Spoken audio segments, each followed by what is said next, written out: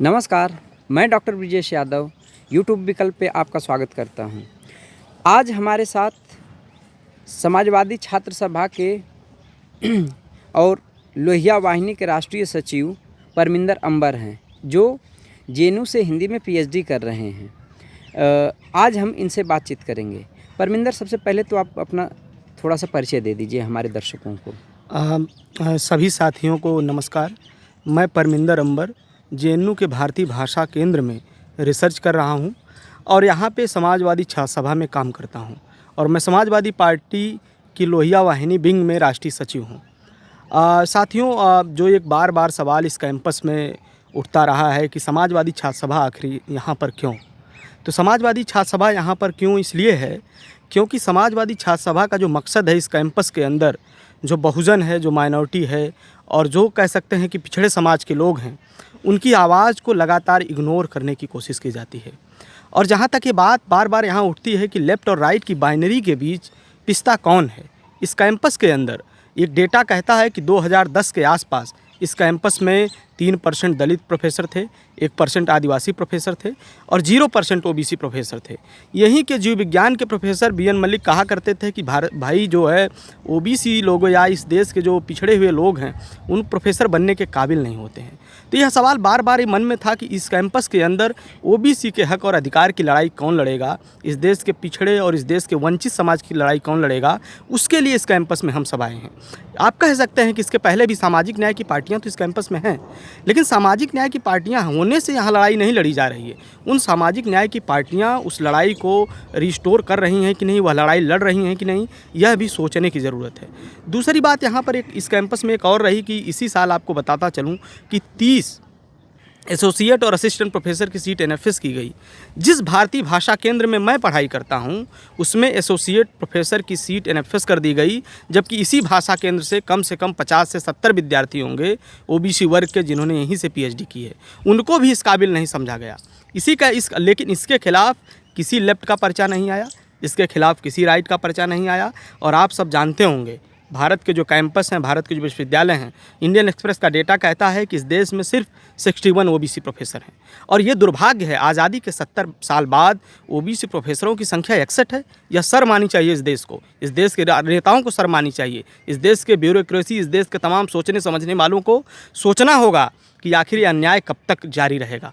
और इस कैंपस के अंदर एक और बात थी कि आप सब जानते होंगे, यही जेएनयू था जहां लाल लाल सब कुछ आपको दिखाई देता। इसके खिलाफ मैं हूं।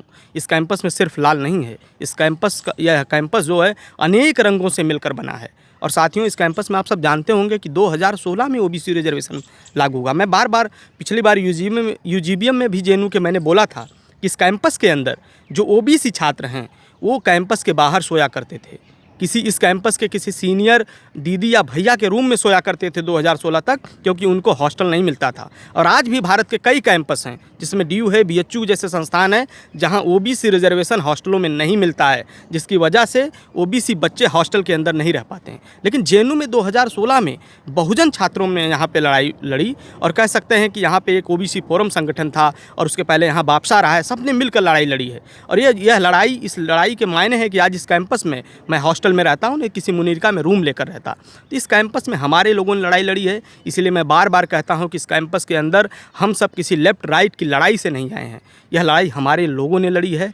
2007 में जो रिजर्वेशन हायर एजुकेशन में 6 में लागू हुआ, उस रिजर्वेशन को जेएनयू में लागू होते होते 2009 क्यों होता है और हॉस्टल में लागू होने में 2016 क्यों होता है? लेफ्ट के साथी बताएंगे कि वो किसकी लड़ाई लड़ रहे थे।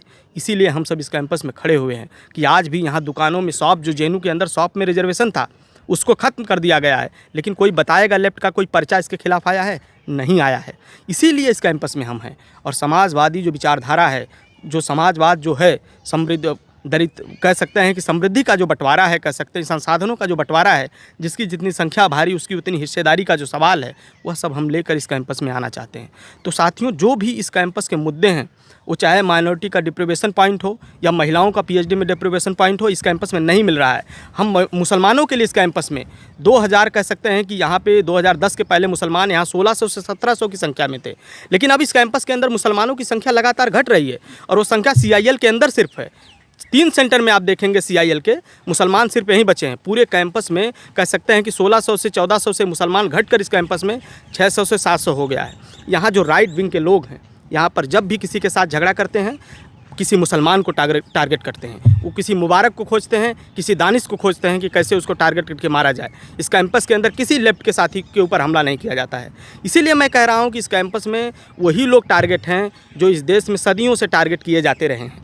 और यहाँ आप सोचिए कि इस कैंपस में लेफ्ट और राइट के जो प्रोफेसर हैं, OBC छात्रों को 0 नंबर देते हैं, इंटरव्यू में 2 नंबर देते हैं, 3 नंबर देते हैं, आदिवासी बच्चों को 2 नंबर 3 नंबर देते हैं, और अंग्रेजी भाषा के नाम पर ऐसा दुर्व्यवहार इस कैंपस के अंदर किया जाता है। इसीलिए हम सब खड़े हैं।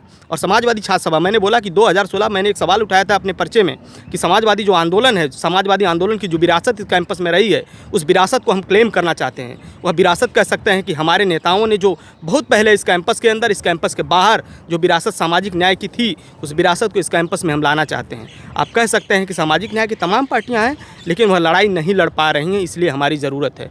हमारी ज़रूरत इसलिए भी है कि किसी भी छात्र को, किसी भी स्कॉलर को इस कैंपस के अंदर नॉट फाउंड सुटेबल ना किया जाए, और OBC associate professor, assistant professor की वैकेंसी को लगातार जारी रखा जाए। इसीलिए हम सब खड़े हैं। मैं इस कैंपस के अंदर लेफ़्ट और राइट की जो बाइनरी का एक सवाल और है कि लेफ़्ट इस कैंपस में पिछले 7 सालों से मैं हूं, और मैंने इसके पहले 2 चुनाव देखा है, और इस बार भी इस चुनाव में मैं शरीक कर रहा हूं। तो इस चुनाव को मैं जो महसूस कर पाता हूं कि लेफ़्ट बार बार बोलता है कि साथी हमको वोट करिए, नहीं तो राइट विंग आ जाएगा, और राइट विंग आ जाएगा तो इस कैंपस का माहौल ख़राब हो जाएगा। अरे भाई, अगर तुम इस यूनियन में हो तब भी राइट विंग है, और हॉस्टल में उसकी चलती है, कैंपस में उसकी चलती है, सरकार उसकी है। तुम कौन सी लड़ाई लड़ रहे हो? तुम लोग इस कैंपस के अंदर जो राइट की जो हिपोक्रेसी है, उससे कम लेफ्ट की हिपोक्रेसी नहीं है। इसीलिए मैं बार बार कहता हूं कि मुझे अपने शहर के एक शायर कैफी आज़मी का वो शेर याद आता है कि कोई तो सूद चुकाए, कोई तो जिम्मा ले उस इनकलाब का जो अब तक उधार सा है। तो समाजवादी छात्र सभा के साथियों ने उस इनकलाब का जिम्मा इस कैंपस के अंदर लिया है। इसलिए हम सब खड़े हैं।